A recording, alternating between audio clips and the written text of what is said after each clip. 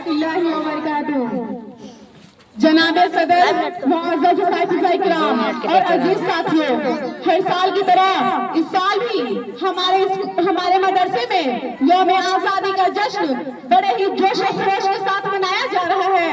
मैं इस मौके पर आप तमाम को अपने मदरसे की तरफ से यौम आजादी की बहुत सारी मुबारकबाद पेश करती हूँ।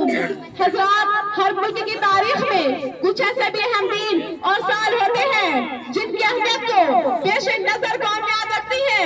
इसी तरह हमारे हिंदुस्तान में 15 अगस्त 1947 का दिन निहायत ही अहम है, क्योंकि इस तारीख को तकरीबन 150 सालों के गुलामी के बाद हमारा मुल्क आजाद हुआ था। इसलिए हर साल 15 अगस्त 1947 को यौम आजादी के नाम पर बड़े ही धूमधाम से मनाया जाता है। गोया इस दिन की हैसियत कौमी त्योहार की है, एक नेशनल फेस्टिवल की है।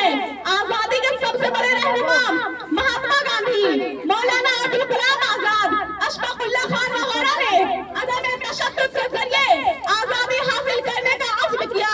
हालांकि अंग्रेजों ने आजादी के लंबरदारों पर बड़े बड़े मसालिम ढाए, उन्हें बरसों तक जेलों में बंद रखा, लेकिन उन्होंने हिम्मत न हारी और लाखों मुजाहिदीन आजादी के सामने अंग्रेजों को अपने घुटने टेकने पड़े।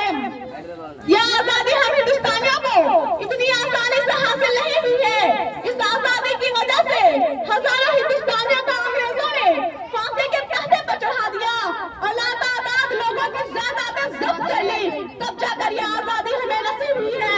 इसलिए आज इस मौके पर और आने वाले हर लम्हात में इन शहीदान वतन को कभी नहीं भूलना चाहिए।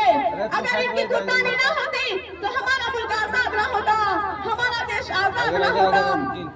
यही वो बहादुर थे जिनके लिए यह शायर वजह है, मिट गए ना मिटने दी वतन की आबरू, मिट गए ना मिटने दी वतन की आबरू, इन शहीदान वतन को बारहा मेरा सलाम।